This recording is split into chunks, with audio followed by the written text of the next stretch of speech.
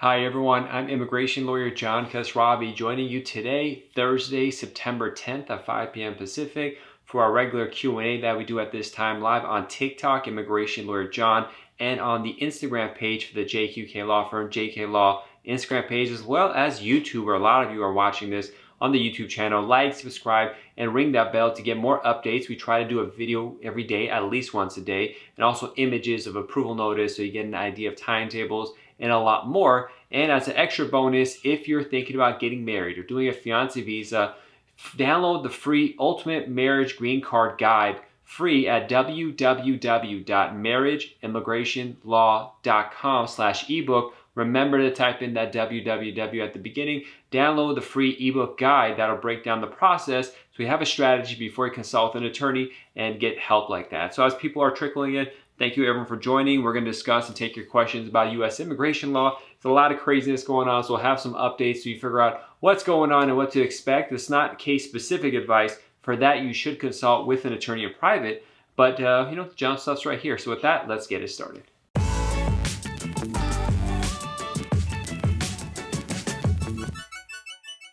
All right, everyone, we have a lot of people coming on right now. Hughes Immigration, thank you for joining. Good to see you. Salam to Irfan, thank you for joining on TikTok.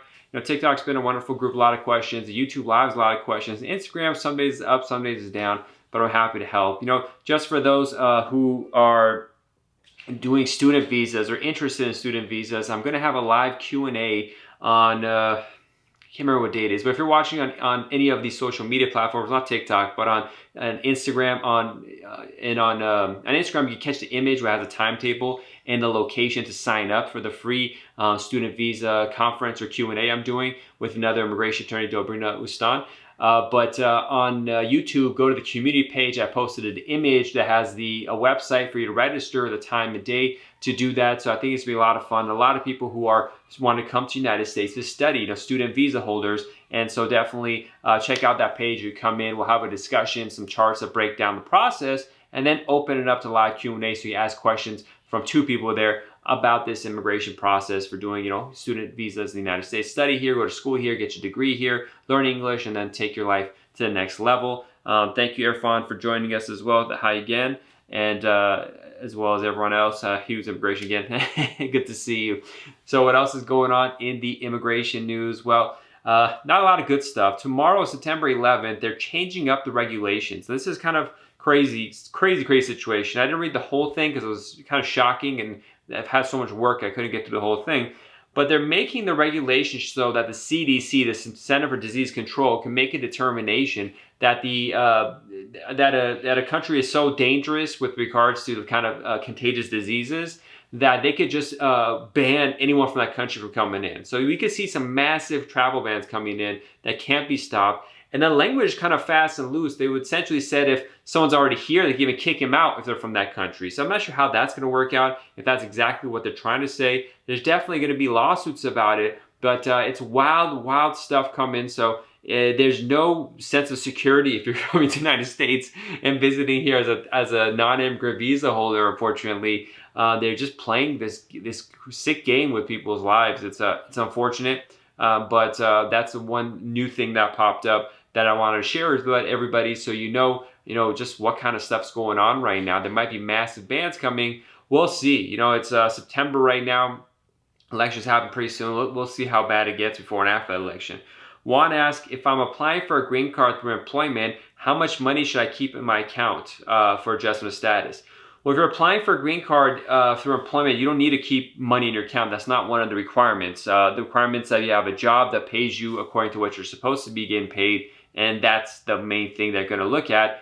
There is a new thing called the I-944 Declaration of Self-Sufficiency, or if you're going to go through the embassy process, the DS-5540, I think it is. But right now, they're on hold due to injunctions, so you don't have to. So the more money you have, the better. But if you have employment lined up, which means you can get paid a certain amount to have a basic lifestyle in the United States, I wouldn't be too worried about that. But I would need to know more income history about your personal background to be able to answer in more detail. Arslan asks, how long does it take to get an N400 interview nowadays? It varies. It's some faster, some slower. Multani asks, yesterday my I-485 shows that the notice returned to USCIS because the post office could not deliver the mail Then I called U.S. Immigration. They asked for a copy. And today my status show document was mailed to me. So yeah, they tried to send you something. It didn't go through, so the post office returned it to USCIS. It's a good thing that you called, because after 30 days, they'll destroy it. And so they're resending it to you. Hopefully the address on record's okay. Hopefully you took a scan of the paperwork you submit to the government. You could check the address, or when you called them, you asked to see what address they have on record, so you confirm it's the correct address, so when they remail it to you, it goes to the right place. Sometimes you may have a wrong apartment number or missing apartment number or something like that that causes the thing not to be delivered for you to you. So check with USS if you haven't, or check your paperwork to see what address you have listed, because that could be a major issue. All right, Madigan asks, I got my EAD, my work permit approved in 3 days. I got my Social Security card before my EAD card next day. Well, that's great. Got to hear it worked out. Everyday First Lady, how long is citizenship appointment taking now? Yeah, it varies. It depends on your local office and your case. So there's no fixed time that anyone could quote. Mike says, did marriage-based green card interview today? My case updated to new cards being produced.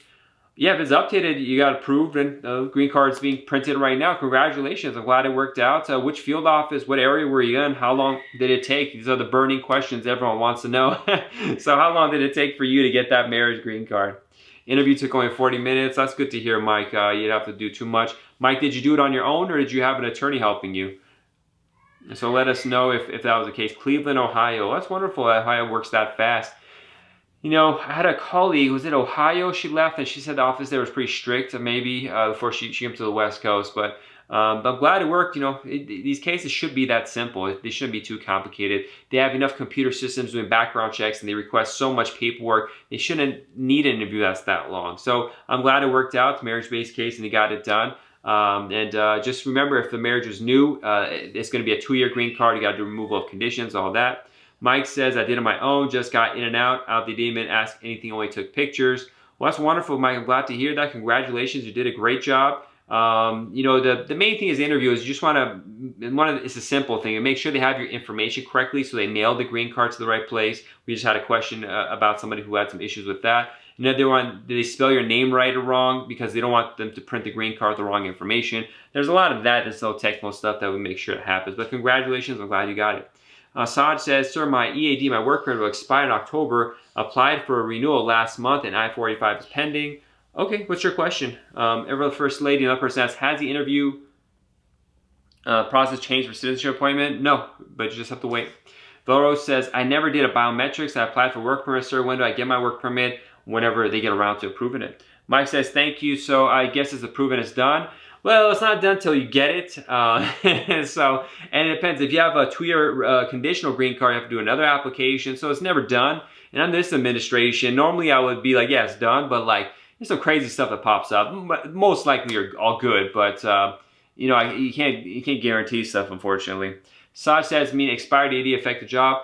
So no, since you have a green card case, a Form I-485 pending, if your work permit is based on that and you file a timely renewal request for that work permit, you'll get an automatic 180-day extension. I can't remember how many days, I always forget what it is. But when you file that renewal and you get that a receipt notice in the mail, on it, it'll say how long the automatic extension is. So if your employer asks for it, you show them that paper and say, this is an automatic extension of my existing EAD for this many days. Until the time that I get a new one, I'll bring that to you and show you, and hopefully you'll have your green card by then. I'm not sure what kind of green card case you have. Might be longer, might be shorter, but that's that. Hamza asks, when the embassy in Pakistan will open, you should contact them and ask, not me. Sransa asks, any update about Fresno field office, start taking marriage-based interviews or not? I don't know, contact them. I think they are. Bruno says, I need to worry about the second interview for a green card for my wife in immigration office. Yeah. Unfortunately, yeah. If they call you in for a second interview, that means they're not trusting your relationship most of the time. It might be just a glitch. They need to double check on things too. It's not 100%. I wasn't at that first interview, so I don't know exactly how it went and how you presented yourself and all that kind of stuff. But if they call you in for a second interview, it's normally not a good thing. You should immediately contact an immigration lawyer, do practice sessions with them, try to figure out why they didn't believe you, have some extra documentation of your relationship available to show that it's, to prove based on documentation it's good, and at the same time be able to answer questions about your relationship, because there's a chance they're going to grill you separately, ask questions to see what's going on, their inconsistencies or not. and what happened in your background, were you previously married, all this kind of stuff. So you really need to prepare for that. It's very serious. Vikram asks, I'm on a pending asylum. If I get married to a green card holder, will I be able to get a green card also? Maybe, maybe not. This is a controversial issue because if you have an asylum case pending, most likely, the initial status you enter the United States with has expired. So you're on this pending asylum case status. It's not status, but this situation you're in. There's some interpretation on the law that says even if you don't have that underlying status, but you have an asylum case pending, you can still file for adjustment of status based on marriage, for example, and get the green card. Now, I had a colleague get that a month ago. But some offices will say, no, you don't have any underlying status, so you can't adjust status. If you're married to a U.S. citizen, you could, that would have been solved. But because you're married to a green card holder, you need to have underlying status. There's a chance that an officer may deny that. In that case, you have to appeal, maybe sue and stuff. So it depends on where you're going and which officer is going to interpret it which way. Unfortunately, I've seen it happen both ways on this. It sucks that immigration law is like that, but it could work both ways. But if you have an asylum case pending, there's less risk of you being sent to court, so it might be the thing to do. But you should consult with an immigration attorney in private and have them help you on that case. Sajid says, waiting for a green card for the last 9 months. How long does it take to issue the green card? So Saj, was the green card approved and you're waiting for it, or just you applied? If you applied, it could take however long. I don't have an answer for that. It varies drastically depending on the case and the circumstances and luck. So all that plays into it. So yeah, that situation I just talked about, asylum cases, just goes to show how inconsistent immigration is, and it's just going to get more and more inconsistent with the things that they're doing. There's a new rule that they're trying to put, what was it, with joint sponsors and financial stuff. What was we were talking about today with some immigration lawyers. You're welcome, Vikram. That they're just going to make it more annoying for people that are going to be joint sponsors to sponsor. One thing is they want to make it so where if someone needs financial support, that sponsor, joint sponsor, has to do, biometrics and potentially an iris scan and all these extra tests and security features, which is going to really hassle them. But also, this is the big news that came out today. President Trump said he was going to go after people who are immigrants who are using public benefits and services that they're not supposed to use. So he re-upped and reinforced a new agency, or I think it was an existing agency, but gave more powers and more money essentially to go after people who are immigrants who have used public benefits that they shouldn't have, to get that money back, and also chase down their sponsors, people who said they will support them, to get the money from them. So be prepared. And one issue I find is when people get a green card, they think they get all sorts of benefits. You got to be careful, because if you're going to apply for a benefit, that's a federal benefit, for example, and they ask for your average income, and you had a financial sponsor for your case. For example, you had your uncle or your parents apply for your green card, and you still have a green card. Not only do you have to show your own income on that paperwork, you have to add the income of the sponsors or joint sponsors to your income in total, and then judge whether you could get a free benefit from the government or not. And if you don't do that, that could be considered fraud. That's an issue right there. And at the same time, they could go after you and the joint sponsor. Now, they always could have never really enforced it, but President Trump wants to double down and start enforcing this now. He's been talking about it. I'm hearing hints here and there of it happening, but today a formal announcement on USCIS.gov that they're funding the agency for it to go after people who are using these benefits and go after the joint sponsors to get the money from them. So be prepared. That's the situation right now. That's something that you're going to be hearing much more of in the news. Akhlash asks, is the National Visa Center processing faster than before since they're only giving limited visas? Well, the National Visa Center doesn't give visas. They just process the initial paperwork to help out the embassy, so the embassy does less work. And yes, I've been seeing the National Visa Center be very, very fast, both in communicating with me, reviewing documents, approving documents, documentarily qualified for sending out to the embassy. So it's been an interesting thing, but yeah, it's something I've been seeing. Thank you, Vikram. Sajid says approved asylum based. Sajid, I don't know what you're talking about, how that reference is, to be clear. Okay, Basi Khan says, case was approved and we approved your form I-765. How long will it take to be mailed? I don't know. It'll be mailed now, but I don't know how long it's going to take. That's just up to the post office. Thank you, Vikram. Vikram, if you had the time, please go to Google, type in JQK Law, and leave a 5-star review for me. I'd be much appreciated. You don't have to, but it'd be nice. You don't have to write anything. Just a 5 stars is good, but I appreciate it. Mike asks, I have to fill out an I-9 paperwork for a new job, and my green card got approved today. Can I put that or the green card, EAD? You should put the green card, because if your green card's approved, then that EAD is no longer valid. And if you put the EAD, it's a limited time, so you have to then redo the paperwork and stuff. It's just going to be easier for you to put the green card information there. But if it was, if your green card approved today, it's going to be a week or two at least until you get the green card in the mail. Let your employer know that. Maybe show them the AD to just get things started, but say I'm going to bring the green card, but make sure to update with the green card.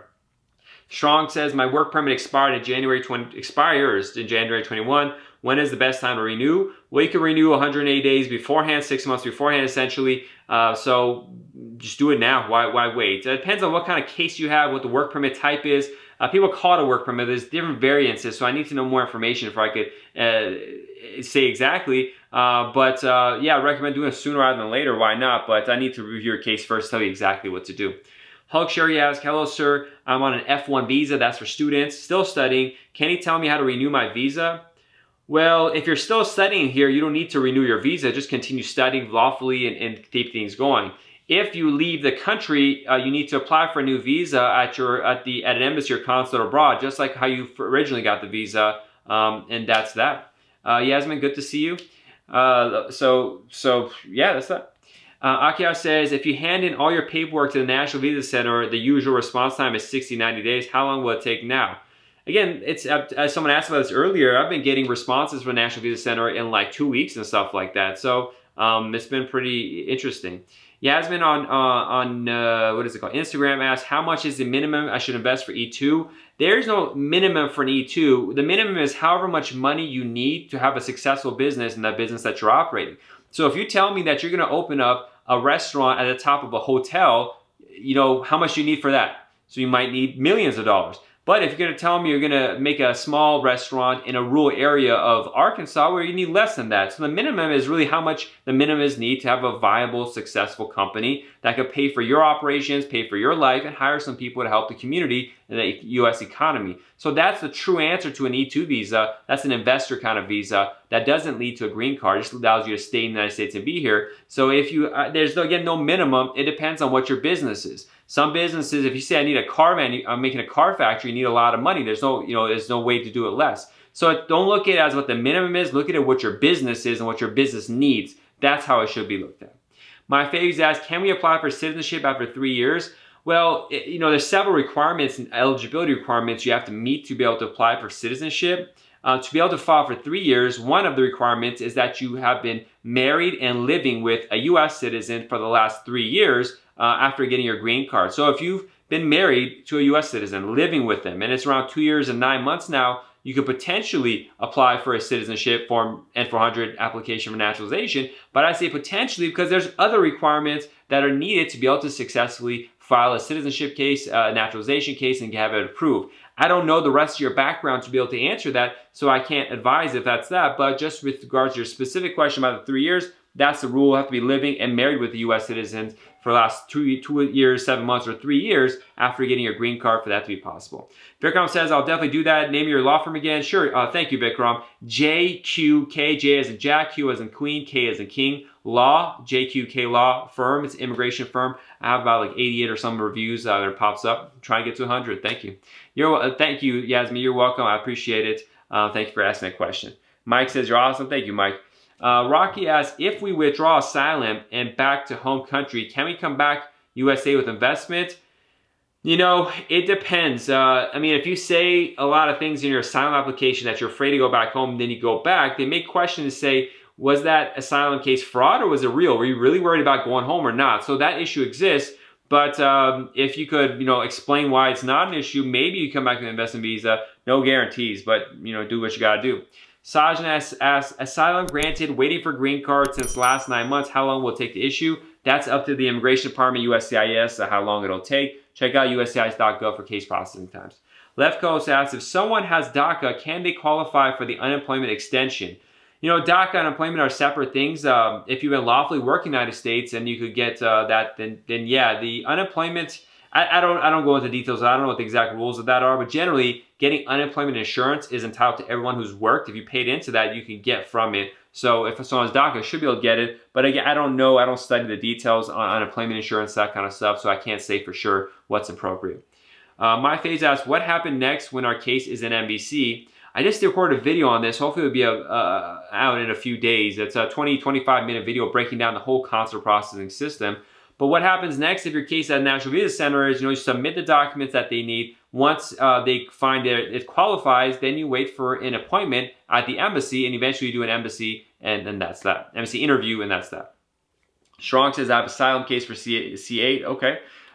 Nick asks, you ever watch 90 Day Fiance? You know, I don't have a television, so I don't. And I've tried catching 90 Day Fiance on YouTube and stuff like that, but I can't see it. It's a funny show, so like, I do try to watch it if I could, but I'm busy working and stuff most of the time. I don't have time for TV. But if I would watch the show. It's an interesting show. What you find is most fiance cases are similar to the 90 Day Fiance show. They're not fake relationships. It's not reality TV where they make stuff up.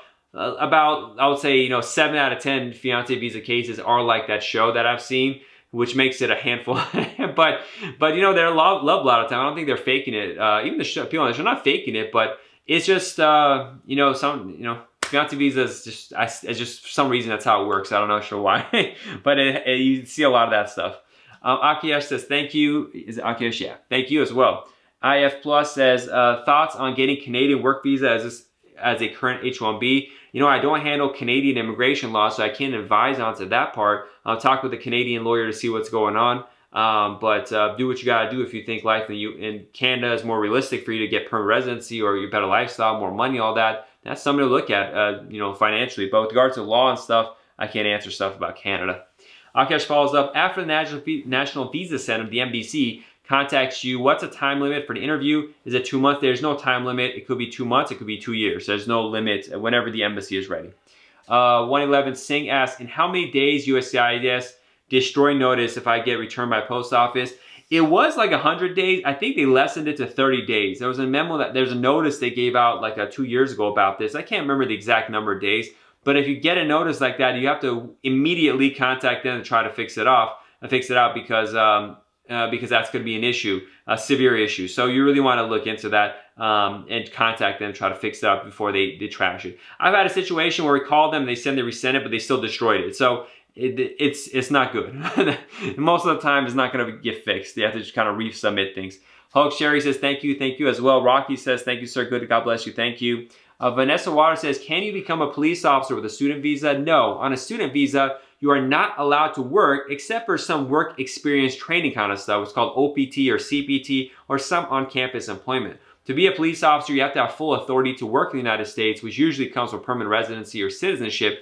Plus, most police departments will probably want you to be a citizen if you're going to apply for that. You have to handle a gun and you have to do all the security training.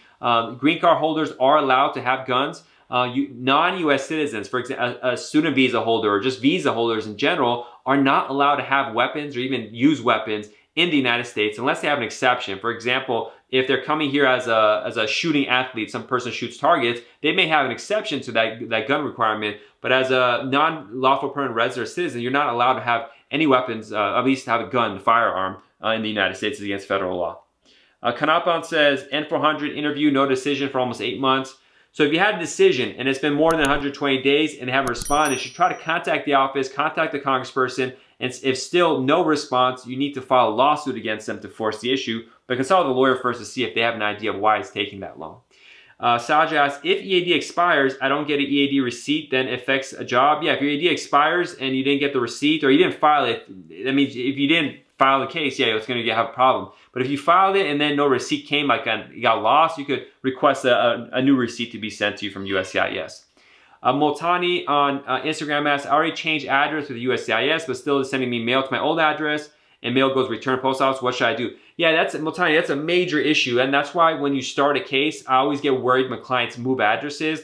When you have a lawyer, the positive thing is the lawyer gets notices of everything, so I'm on top of it if issues like that pop up. But what you need to do is call USCIS and tell them over the phone to update your address. Because I found that the website, the computer system where you update your address with USCIS from AR11 online doesn't always update the other computer system that sends you notices. And so in these kind of cases, you want to call them up, maybe send them a letter too, and constantly be on top of it, because when you move, this kind of stuff always happens, and you don't want your green card to be sent to the wrong place. That's going to be a major thing. So it's some sort of computer glitch, unfortunately, but this address change issue is major, and I have this problem all the time. And just I've called them and tried to fix it, but they just have computer systems that are not fixed up to be able to handle that address change. So sorry to hear that, Multani. Hopefully it gets fixed. Vanessa Waters says, thank you. Thank you, Vanessa. Thank you for watching and joining us on JQK Law on Instagram. User 16 asks, you've been waiting for an interview for a year, never got a call. Are they open? Please answer. Yeah, it's normal to wait a year. I mean, I don't know your case, so I have to see what's going on, but waiting a year is not abnormal. Strong says, can asylum applicants be applied for the travel document before it's granted? You can apply for, traveling when you have an asylum case pending is troublesome. You could potentially apply for advanced parole, but you need to get a refugee child document to travel. You can't use your old passport. I don't know all the nuance of the rule on this. I don't handle asylum cases anymore, so I'm not up on the latest on how to travel and stuff, so I can't have a good answer on that. So it says, if an F2 visa can apply for an EAD, I mean, use authorization to work. I can't remember. I can't remember if F2 could work, and I doubt it. I think they may be able to go to school or something like that, like part-time. I don't think an F2 could work, but I can't remember. But if you go to USCIS.gov, it has the answers to that. I just can't recall if an F2 visa holder, spouse of a student visa holder, can work or not. Brian says, hey, sir, I have an asylum case. My previous bio applied to my green card application. When should I expect my previous bio? I'm not sure what you mean by my previous bio. Radar says, hey, sir, when is open Bombay Embassy? I don't know. Ask them. When can I expect my green card? I don't know. Strong Mind says, I really appreciate you. Thank you so much. May God bless you. Thank you, Strong Mind. If you have the time, as well, Strong Mind, go to Google, type in JQK Law, J as in Jack, Q as in Queen, K as in King, and just leave a 5-star review. You don't have to write in the description. It's 5-star. Really helped me a lot. Strong Mind, I really appreciate that. Thank you. MG asks, can you please explain about getting married with a citizen and green card? I just got married. So MG, great question. It's a lot to talk about, and I put it all in like a 41 page guide. So if you go to, it's a free guide, go to www.marriageimmigrationlaw.com/ebook. www, you have to type that in, www.marriageimmigrationlaw.com/ebook. You can download the Ultimate Marriage Green Card ebook that breaks down each step of the process, the differences between a citizen marriage, a green card holder marriage, if you're in the United States, you're outside the United States, what the process entails, all of it, because there's just so much to talk about that I thought I'd put it there. And then go to youtube.com and follow the JQK Law page, because what I'm doing is I'm doing like 15 to 25 minute videos on each chapter of that book, or all the major chapters. So you read that 1 or 2 or 3 page chapter that there is in the guide, and then check out the YouTube page, and it'll tell you about the description. I talk about it for like almost half an hour about the process. And so hopefully that'll help you out and learn more about that. Multani asks, if I tell the post office to forward mail to my new address, will they be able to do so or not? They're not supposed to forward certain documents from USCIS like your green card. They may forward the receipt notices, appointment notices potentially, but the problem is it might delay things. So by the time you get the appointment notice, it might be too late. But with regards to the green card, they usually won't forward that. They'll send it back to USCIS. So you really need to try to clear it up with them. All right, we only have a couple minutes left. We'll take some last questions. My kid's knocking at the door. They say, Daddy, come on. So I gotta get going, have some dinner with them. Yasser asks, you have to file 130. Definitely. Lefko says, thank you for always been so informative. Thank you, Lefko. I appreciate that. Albrun says, after biometrics applied to your green card, how soon can we expect a green card? I don't know. It depends on your case and the field office. Takey Doc says, hi, the website working. Ebook tried yesterday. Today it was not working. After you said that yesterday, I went and tried. The first time I tried, it didn't work. And then I retried it and it worked. Takey Talkie, email me. My email is info@jqqlaw.com. And I'll email it to you, and I'll check the website again, see why it's not working. But my email is info@j like Jack, Q like Queen, K like King, law.com. And I'll reply with a PDF of it so you have that there. It's this website stuff, man. I'm not sure why it's not working, but hopefully it'll get back in order. But thanks for checking again. Yasser says, I applied for my brother in October 2011. Where is the case now? I don't know. I don't know your case. I have to see your receipt notices and talk to your family and stuff. Akia says, what do we have to do to bring the interview to the embassy for spouse visa? You don't do anything. You just do your case, and eventually it'll go there as long as you mark the right boxes. And our last question on JQK Law Instagram is, how long does it take to process for a petition of a sister or brother who is already U.S. Soil by as a U.S. citizen? Well, that's going to be problematic because it's going to take 10, 15, 20 years, but that sibling, your sister or brother, has to maintain status in the United States, and if they overstay or violate, that's going to be problems out in the future. So, Fabian, there's a lot we got to know. It's going to take a long time, but you don't want to mess things up, or your sibling doesn't want to mess up the case by overstaying or being here without status. So I need to talk with both of you to figure that out and get into that. Thank you everyone for joining us today, Thursday, our last Q&A of this week. We'll be back next week. You know, I'm debating whether to just make this Q&A 1 to 2 days a week instead of 3. It used to be 5, but it just I just like doing these other videos to explain your questions in long form format. Take it, Talkie, thank you. Check, yeah, well, I'll be here Tuesday. So Tuesday, same time, same place, except on Tuesday. Instagram, JQK Law Firm. On TikTok, Immigration Lawyer John. And on YouTube, catch me at JQK Law Firm. Definitely sign up for Instagram pages, Facebook pages, all that to get other types of information I don't share. Each one has its own stuff that they share. But having said that, thank you everyone. Be safe. God bless. And I'll see you all next week. Have a great weekend. Bye-bye.